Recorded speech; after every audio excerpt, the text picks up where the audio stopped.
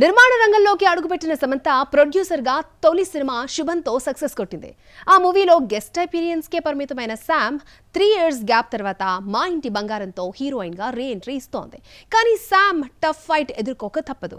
గత ఏడాది శ్రీవిష్ణు పోటీగా మారితే ఈ సమ్మర్ కి తన ఫేవరెట్ హీరోనే కాంపిటీషన్ అవుతున్నాడు. టాలీవుడ్ స్టార్ బ్యూటీ సమంత ఈ మధ్య రూట్ మార్చింది. గ్లామర్ అండ్ సాఫ్ట్ రోల్స్ కు బ్రేక్ ఇచ్చి యాక్షన్ మోడ్ లోకి ఎంటర్ అయింది.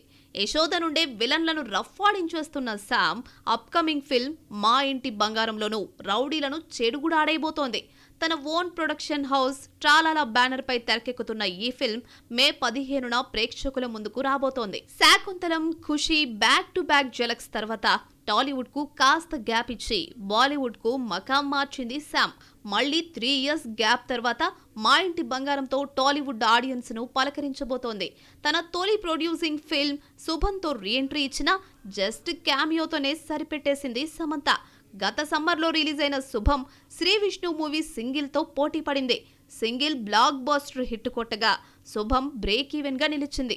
యాక్చువల్లీ మా ఇంటి బంగారం తన ప్రొడక్షన్ హౌస్ లో తొలి సినిమాగా రావాలి, కానీ శుభం ముందు రావాల్సి వచ్చింది.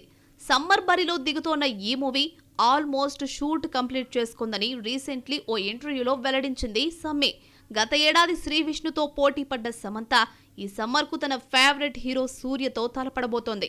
ఎప్పుడో షూట్ కంప్లీట్ చేసుకున్న సూర్య కరుపు సంక్రాంతికి వస్తుంది అనుకుంటే ఓటీటీ డీల్ వల్ల డిలే అయింది. నెట్ఫ్లిక్స్ తో డీల్ క్లోజ్ కావడంతో కరుపు రిలీజ్ డేట్ లాక్ చేశారు మేకర్స్.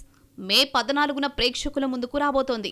అంటే మా ఇంటి బంగారం మూవీకి 1 day బిఫోర్ థియేటర్స్ లోకి ఎంట్రీ తీసుకుంటోంది కరుపు. పాన్ ఇండియా భాషల్లో రిలీజ్ అవుతోంది కరుపు. ఈ లెక్కన తెలుగులో శామ్ కు గట్టి పోటీ తప్పదు. గతంలో సూర్యతో 24, సికిందర్ మూవీల్లో స్క్రీన్ షేర్ చేసుకున్న సమంత ఈసారి అతడితోనే బాక్సాఫీస్ వార్ కు సిద్ధమవుతోంది.